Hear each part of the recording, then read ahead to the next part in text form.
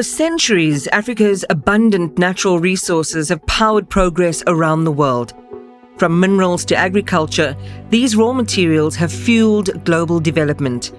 Yet the continent itself has not reaped the same benefits. Africa's history is littered with significant challenges in many aspects of infrastructure that the Western world might take for granted. Among those challenges is energy access and reliability, resulting in over 600 million people on the continent living without electricity.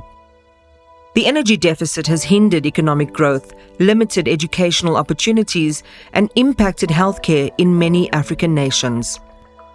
Despite these challenges, Africa holds immense potential for a renewable energy revolution. The continent is still rich in resources, and the International Renewable Energy Agency estimates that renewable energy could supply up to 67% of Africa's electricity by 2030. Vital investment in the African energy transition is increasing, but remains a critical hurdle, and bridging the investment gap is crucial for scaling up energy projects, creating jobs, and ensuring a resilient energy future for Africa. Welcome to The Current, an Investec Focus Radio podcast on South Africa's energy transition. I'm Iman Rappetti, and in this 10-part series, we've been having conversations with industry experts from inside Investec and beyond about how South Africa can move towards more equitable and sustainable energy solutions. In this penultimate episode, we explore the obstacles and opportunities in the continent's energy sector and discuss the desperate need for infrastructure investment, the role of private capital, and the significant potential of renewable energy. Joining us are the CIO of a 2 billion rand energy fund, the head of Investec's Africa Structured Debt and Trade Solutions, and taking a break from a sailing holiday to join us from a coffee shop somewhere on the Mediterranean coast, the founder and CEO of SADC's first renewable energy trader and buyer. Let's welcome my guests. My name is Ana Hajduka. I'm the CEO of Africa GreenCo, and we are a member of the Southern African Power Pool. My name is Ziyaad Sarang. I'm the Chief Investment Officer of Revego Fund Managers. We are a fund manager based in South Africa that invests in operating renewable energy assets across sub-Saharan Africa. My name is Irvine. I look after a cluster of specialized lending businesses focused on the continent. The starting point for our conversation is the enormous challenge that Africa faces when it comes to energy. According to the UN, 80% of the world's population who don't have access to electricity live in sub-Saharan Africa. Overcoming this energy poverty will require a monumental effort and is an urgent requirement given its impact on so many facets of society. The deficit in Africa is enormous and well documented. If we look at the studies that the World Bank has done, I think just to maintain the current infrastructure, and this is not about talking and facilitating growth, it's more than $120 billion per year. So the requirement is desperate. It's very difficult to think of any sector that would not be impacted and held back through the lack of electrification and access to energy. I mean, as South Africans, we've got a very real experience of what load shedding means and how that impacts ourselves, our workplace, our families. But if we had to talk about specific sectors, healthcare is one that certainly comes to mind. And if we look at the continent and the various countries, the lack of access to primary healthcare is literally hundreds of millions of people. And as a consequence is obviously very desperate. And that's why we see mortality rates that we do. And just basic care like x-rays or treatment, which people do not have access to due to a lack of energy. We think about Africa, we talk about the breadbasket of the world. The only way to unlock that is to move from subsistence farming into commercial production. For that, you need aggregators. You need to bring small farmers together so that they can combine produce, introduce technology so that they can produce all around the year, and then create an infrastructure, all which is dependent on energy, to be able to export locally, regionally, and ultimately internationally. So those are just some of the examples. I think it's quite clear the impact. What you want is universal access to electricity across the continent to not only increase economic development, but also increase educational opportunities in Africa. Universities, schools, tertiary education, primary education suffers when there isn't access to electricity, particularly when the world's so digitally connected. Without electricity, you just don't get onto that information superhighway.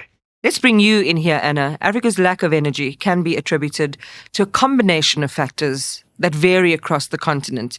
Can you give us the main culprits? I believe the main culprit is the fact that the state utilities are experiencing significant financial challenges and are unable to act as creditworthy buyers in their own right without significant sovereign support to guarantee their power purchase obligations.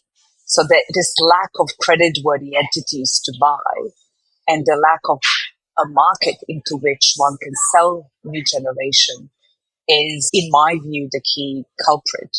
So we cannot continue bringing generation on board in such a manner whereby the fiscal has to guarantee every single new generation available on the market, which is why South Africa is currently embarking on a very important liberalization of the electricity sector as foreshadowed by the electricity bill, to open up that market and facilitate non-state-backed new generation.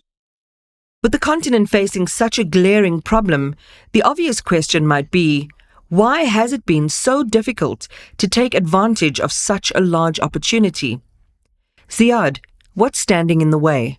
I think what has got in the way of investment in the past was the enabling environment was not in place. You need certain characteristics for attracting investment. You need a legislative framework to allow the building of power stations, etc. You need the legislative framework and property rights to own assets. Those are just the core building blocks of an enabling environment. You need good regulation, you need attractive financial markets, and if you have those ingredients in place, you're able to attract financing, entrepreneurs, and risk takers. That means you have people coming together with capital to provide services. Let's take a live example. In South Africa, our president got rid of the cap of private power, so you had an enabling environment. Legislative framework allowed private power to be generated, and all of a sudden you have over 5,000 megawatts of private power being generated today. The transformational challenges that the energy sector faces are underscored by the fact that Africa still relies extensively on fossil fuels, and renewables are still just a glimmer on the horizon, with just a few countries beginning to exploit their potential. Ziyaad elaborates. Renewable energy sources are not yet fully exploited, despite the vast potential we have on the continent. The countries that are leading it, South Africa, obviously number one. Then you've got Kenya, Morocco. They're making significant strides in electrification, primarily through renewable energy. The transition towards renewable energy in these countries is driven by necessity and strategic economic considerations. Is there an opportunity for the continent to leapfrog to green industrialization? Absolutely. I like to use the example of the parallel market that developed in mobile phones. And if you look at how mobile phones developed in Africa, it leapfrogged all of the cable technology in the telecoms industry. I see this parallel for renewable energy. We benefit from the latest technology at the cheapest price. I'll give you an example. If you look at solar panel prices over the last decade, according to the International Renewable Energy Agency, IRENA, panel prices fell by 82%. That's significant. So you can repower the grid at a much cheaper rate now than you did 10 years ago. That allows you to put on power very quickly, and from that perspective, do lots of projects at scale, which is absolutely needed. And when you look at renewable energy, it offers obviously a cleaner and more sustainable alternative to fossil fuels, which can reduce environmental degradation and mitigate the impacts of climate change. For Anna, climate change mitigation is just one part of a very exciting confluence of global initiatives that holds great promise for the continent. The mitigation of climate change would not be enough to make it economically appetizing as it is at the moment. The reason why it's becoming so prominent is because it's cheaper to deliver on, quicker the private sector could take a lead on it. And most importantly, the private sector that is taking the lead on it in South Africa are those companies that are mainly industrial and commercial companies that need to comply with global export and other criteria to make their commodities more competitive on an international market, which currently requires significant proof of decarbonization targets. So if you look at all that in an ecosystem, then it's a complete convergence of economic interests between energy decarbonization targets of the critical minerals industries within the GDP growth of most countries in sub-Saharan Africa, including South Africa, and the global climate targets. Africa's role in the overall global energy transition cannot be overstated. Global energy transition can bring sufficient benefits to the continent because it holds 30% of the world's mineral reserves that are required for decarbonization to take place in the first place. So the renewable energy element is just the one piece of this wider, beautiful convergence that is taking place at the moment. A natural follow-up to that would be, we've got everything we need on this continent to make everything that we need. And so 600 million people shouldn't be without electricity. Absolutely. But that convergence really took place only in the last few years. Now that we are facilitating the private sector taking a lead on actually generating, supplying, and aggregating, that should take us into a realm of different possibilities. But that promise doesn't get fulfilled just by having an abundance of materials or a sincere need to uplift communities. It requires time, planning, and of course financing, all on a massive scale. While it's arguably never been more attractive for the private sector to invest in Africa's energy infrastructure, the size of some of the projects in question requires a different approach. Generation is probably most suitable for commercial viability and to be financed on a ring-fence project basis. But it's all the other infrastructure to take the generated power and distribute it to the masses. And I think that is important. Over 90% of all infrastructure that is required on the continent are not commercially viable projects. It's the government's constitutional obligation to deliver to its constituents this infrastructure that is so desperately required, in this instance, to facilitate distribution of energy. These sovereigns are already highly indebted, so it's very difficult to gear and finance these projects off the sovereign's balance sheet. And that's where ECA, or Export and Credit Agency finance, as a product, brings to bear global capital markets. So you're financing infrastructure in Africa without taking the Africa risk. And that is how we can mobilize the required capital. Providing a real-world example of export and credit agency finance is Acre Impact Capital, a fund in which Investec is a prominent partner. Brian dives into more details about the fund and illustrates how it works. Investec was the first to invest into the fund as a limited partner. What is important and significant of this fund is it's a first ever export impact fund. The investment mandate of the fund covers healthcare, green cities, green transportation, renewable energy, etc. Now, Ziyaad can tell you, he looks after our funds initiatives business. Raising capital, given the economic and the world environment that we've been in the last couple of years, is exceptionally difficult. And investors are looking for track record, deployment, pipeline, etc. So we're very proud that we managed to reach first close, which is at $100 million. The fund size we're targeting is $300 million. And the true intention of this fund is to enable. So very deliberately, and I've got to be very clear about this, we, together with the founding partners, deliberately created an open platform fund. What this means is that it's not Investec's fund. We're just the anchor investor. But what does it mean is that we took the very first step and invested as an LP. That gave a lot of credibility to the fund and its fundraising. And people looking to big commercial banks like Investec would take a lot of comfort from our due diligence and our process and the way in which we evaluated this investment opportunity. And that attracted significant other investors. So originally, The Pan-Africa Infrastructure Development Group, which is the UK government, supported ACRE and the initiative. We were followed by FSD Africa, again UK government. The EIB, European Investment Bank, has come in with a significant contribution. And again, all of this adds to the momentum. We've had our peers here in South Africa invest in the fund as well. And for second close, we're really looking at multilaterals, development institutions, first-time impact investors, family offices. It's beyond commercial banks. And Ana uses the word convergence, which has become such a topical word, which is exactly that. It's converging all of this capital, and there is so much appetite for responsible lending. With regards to what we're targeting, if you've got content from an exporting country, that exporting country would guarantee 85 to 95% of the debt. Let's say it's 85. So now for 85% of a project, you're taking UK government risk or Swiss government risk. That remaining 15% is uncovered Africa's sovereign risk, which is a challenge. And this fund was specifically created to invest in that uncovered piece. Now, you can't do the project unless you get that 15%. And this fund will invest in that. So the math is simple. 15 unlocks 85. It's a multiple of 5.6. If we raise $300 million, that's how we get to $2 billion worth of infrastructure, represented with 15 to 20 projects across the continent. Another significant tool for investment in infrastructure is green bonds. Ziyaad gives a quick overview of how they work, but for a more in-depth conversation, you can listen to episode 3 of Investec Focus Radio's Future Impact podcast series. Green bonds are basically a loan to a company or government where there's an obligation to use that funds for something that's good for the planet.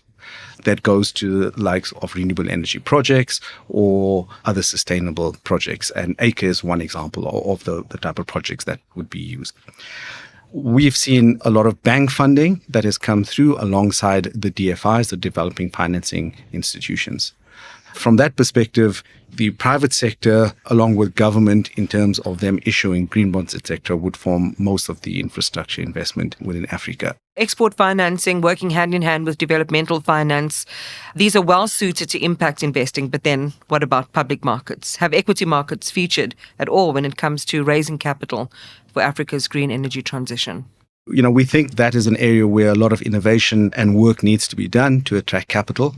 I'll give you an example. If you look at the size of the combined market capitalization of the stock markets and public debt markets, that's about 100 times greater than the balance sheets of the multinational development banks. That's a significant amount of capital that we need to tap in, and almost zero has been tapped thus far.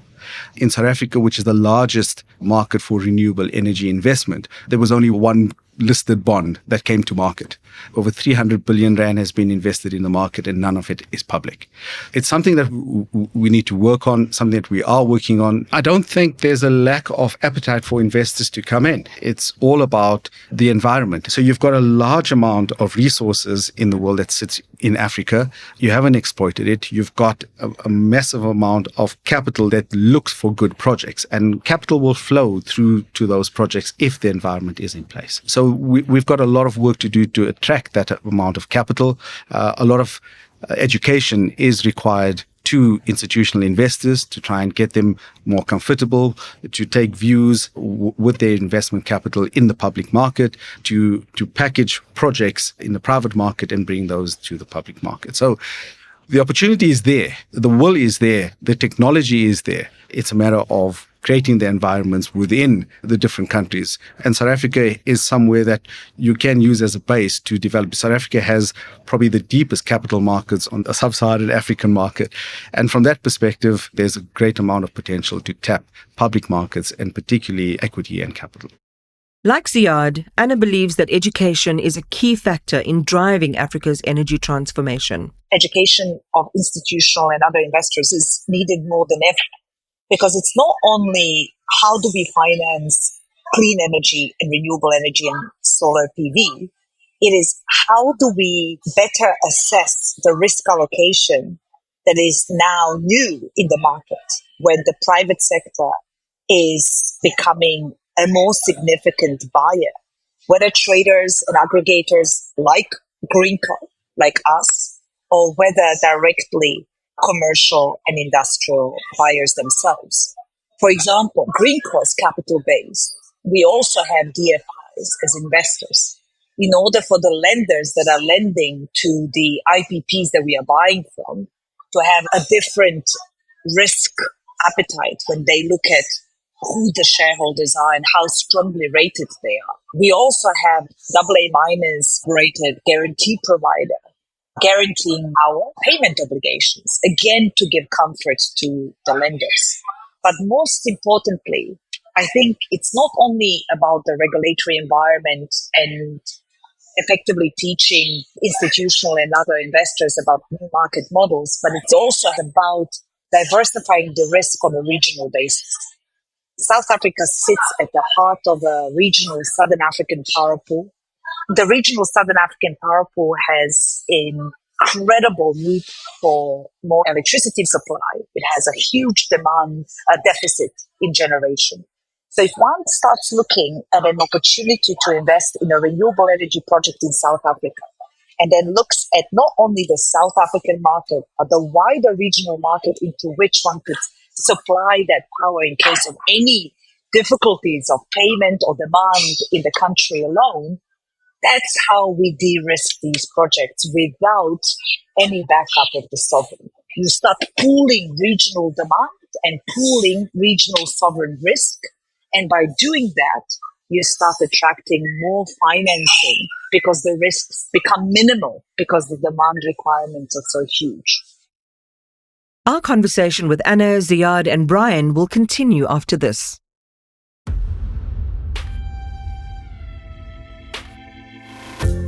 Investec's export and agency finance team bring a unique perspective to the export finance market.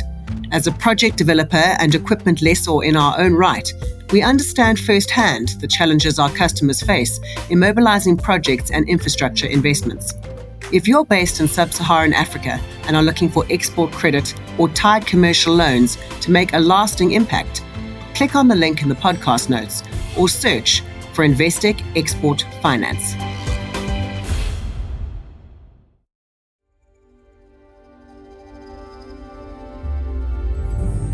The liberalization of electricity markets in sub-Saharan Africa has bolstered the work of the Southern African Power Pool, a bloc whose membership comprises regional governments and traders like GreenCo, with the aim of becoming a fully integrated, competitive energy market and a provider of sustainable energy solutions for the SADC region and beyond. And it gives a brief explanation of how GreenCo trades energy into the power pool. We trade on a daily basis, and the competitive markets include the day-ahead market, the intraday, the monthly, the weekly, and recently the balancing market. We see volumes in the region of 150 to 300 megawatt per hour. That is not large compared to the Nordic precedents, but it's increasingly growing. There is a difference between so-called competitive versus bilateral markets. Bilateral is when, for example, Eskom sells on a bilateral basis to Mozambique, or we, for example, currently are buying from a state utility in the region and importing it bilaterally on behalf of an industrial mining entity in Zambia to alleviate the load shedding that Zambia is experiencing at the moment. So using that example, how could South Africa potentially benefit from cross-border electricity trading? South Africa has a utility with significant challenges. It requires a significant amount of new generation and, most importantly, new transmission investment. And in order to finance transmission, you need to link it to an integrated generation, transmission, and trading, cross-border trading approach. Because by doing that, you are facilitating the ability to pool sovereign risk, increase bankability, and therefore fund transmission on an off-balance sheet basis. South Africa simply doesn't have the balance sheet anymore because of other priorities in education, in water supply, etc., to bank or to support the required investment needed to bring all the transmission investments on board. So linking any domestic transmission investments to a regional sub-interconnector and therefore diversifying the new available capacity across the region will facilitate the ability for the banks and the investor to come up with a model that is truly off balance sheet from the national treasury of South Africa. And that's the only way to achieve it at scale. And if we don't deal with the transmission problem, we cannot bring new generation on board to the required scale. Whilst those benefits are future-focused, Revego's investments in energy projects are up and running. 9 operating assets have most recently been joined by a notable addition. It's our first project that is a development asset investment. It's a 150 megawatt PV solar project in Free State. What's so impressive about it is that it is one of the first commercial and industrial projects that sells power to commercial off-takers. There is a quote attributed to Albert Einstein: "In the midst of difficulty lies opportunity." Africa's energy sector certainly has its share of difficulty, but it's arguably outweighed by the immense opportunity that its transition offers. It's an opportunity that not only has the potential to uplift education, healthcare, and industry across an entire continent, but one that promises returns for those investors who stake a claim in the future of Africa's energy. I think the reality is that the minority of commercially viable projects, established PPP frameworks like we have in South Africa, does not really exist as much on the rest of the continent. In order to unlock that, I really think every party has a role to play and to get together, and just making sure that where sovereigns do need to contribute, it happens in a responsible manner. And I think that is where the world has got the capital to deploy. We need platforms like ICA, we need banks and funds and aggregators to make sure that capital that is attracted is actually deployed into viable projects and making sure that they do happen. And I think it's a very exciting time. It's a huge opportunity. As Revego, we're very excited to issue an upcoming white paper that outlines the total investment for renewable energy in sub-Saharan Africa for the period 2023 to 2031. The amount is significant. It could reach about $193 billion over that period. And what it emphasizes is that public funding alone is not sufficient to meet the need. So it is necessary to come up with innovative mechanisms, particularly financing mechanisms that can mobilize capital from various sources. So I'd like to leave you with this message, one of optimism and opportunity. Africa's energy sector is at a pivotal stage, offering various potential for growth and innovation. By embracing renewable energy and efficient financing mechanisms, we can significantly advance Africa's electrification, economic, and sustainable development goals. South Africa sits within the context of this incredibly fast-growing and evolving regional energy market environment. And I stress that word regional.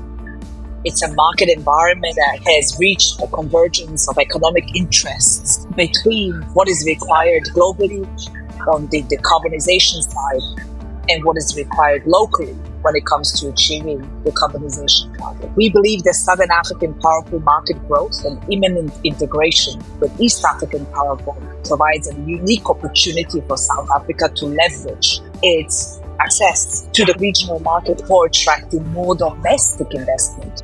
So taking that power ecosystem context into account is really key. South Africa often looks internally and domestically only because of its huge scale and size compared to its neighbors. However, that scale and size of required generation need is huge in the neighboring countries as well. That will allow South Africa to achieve investment not only in itself, but investment on an off-balance sheet basis, i.e. South Africa should not be replicating the REIPP's contingent liability impact for new generation and transmission investments, because it cannot do so. And the realization that there is this limited country fiscal space is what necessitates linking the national investment plans with the regional demand.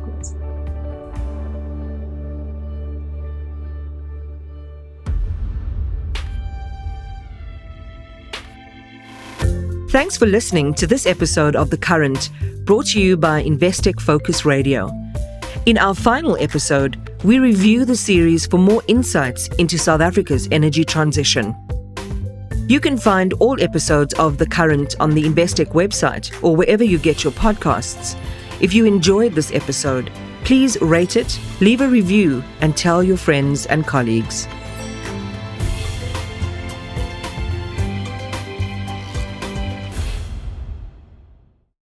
The views expressed are those of the contributors at the time of publication and do not necessarily represent the views of the firm and should not be taken as advice or recommendations. Investec Corporate and Institutional Banking, a division of Investec Bank Limited, an authorized financial services provider, a registered credit provider, an authorized over-the-counter derivatives provider, and a member of the JSE. Investec is committed to the Code of Banking Practice as regulated by the Ombudsman for Banking Services.